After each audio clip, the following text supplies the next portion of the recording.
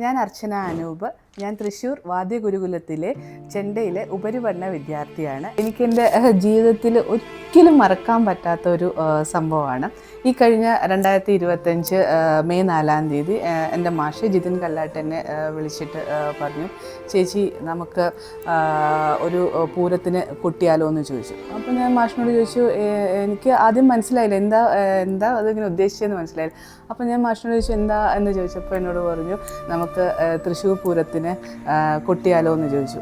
അപ്പോൾ ഞാൻ ആകെ, കാരണം നമ്മളിങ്ങനത്തെ ഒരു കാര്യം ഇന്നേ വരെ ചിന്തിച്ചിട്ടില്ല. അപ്പോൾ ഞാൻ ആദ്യം ഒരു സത്യത്തിൽ ഭയങ്കരമായിട്ട് അതിശയിച്ചു പോയി. പക്ഷേ എനിക്ക് അതിൻ്റെ സീരിയസ്നെസ് അപ്പോഴും മനസ്സിലായിട്ടില്ല. ഞാൻ ഓക്കെ എന്നിങ്ങനെ പറഞ്ഞു.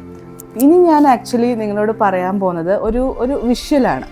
അതായത് തൃശ്ശൂർ പൂരത്തിൻ്റെ അന്ന്, അതായത് മെയ് 6-ാം തീയതി രാവിലെ കണിമംഗലം ശാസ്താവിൻ്റെ, നമ്മുടെ മാഷ് ജിതിൻ കല്ലാട്ടാണ് കണിമംഗലം ശാസ്താവിൻ്റെ പ്രമാണിയായിട്ടുള്ളത്. ഞാനൊരു ചെണ്ടയും ഒരു കോലും കൊണ്ട് അവിടെ ഇങ്ങനെ വടക്കുംനാഥൻ്റെ മുന്നിൽ നിൽക്കുകയാണ്.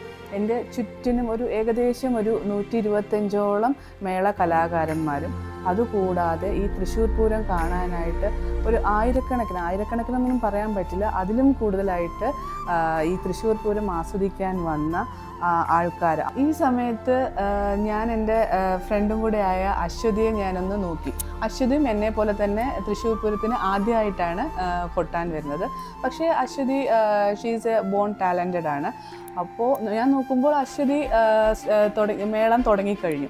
അപ്പോൾ ആ അശ്വതിയും കൂടെ മേളം തുടങ്ങിക്കഴിഞ്ഞു എന്ന് കണ്ടപ്പോഴേക്കും എനിക്ക് ആകെ ടെൻഷനായി. എന്ത് ചെയ്യണമെന്ന് എനിക്ക് അറിയുന്നില്ല. ആ സമയത്ത് എൻ്റെ ഒരു വരി മുന്നിൽ നിൽക്കുന്ന എൻ്റെ ഗുരുനാഥനും കൂടെ ആയ ജിതിൻ കല്ലാട്ടിനെ ഞാനൊന്ന് ജസ്റ്റ് ഒന്ന് ഇങ്ങനെ എത്തി നോക്കി.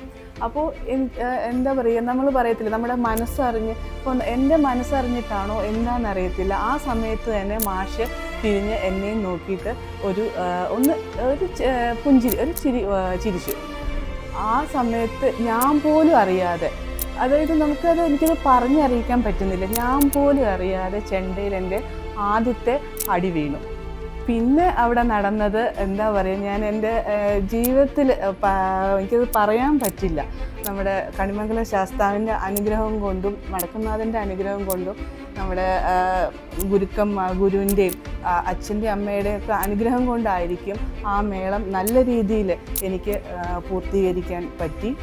മേളം അവസാനിച്ചപ്പോൾ ഞാൻ എൻ്റെ 2 കൈ കൊണ്ടും ഞാൻ വടക്കുംനാഥനെ പ്രാർത്ഥിച്ചു.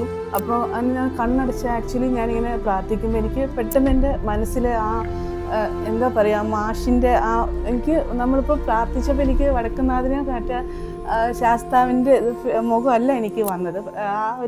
ഞാൻ ടെൻഷൻ അടിച്ച് നിൽക്കുമ്പോൾ ആ മാഷ് തിരിഞ്ഞു നോക്കിയിട്ട് എന്നെ ഒന്ന് തിരിഞ്ഞു നോക്കിയുള്ളൊരു ചിരി ഉണ്ടല്ലോ, ഇതാണ് എൻ്റെ മനസ്സിൽ വന്നത്. അപ്പോൾ ഇപ്പോൾ നമ്മൾ എന്താ പറയുക, എപ്പോഴും നമ്മൾ പറയാറുണ്ട് മാതാ പിതാ ഗുരു ദൈവം എന്ന്.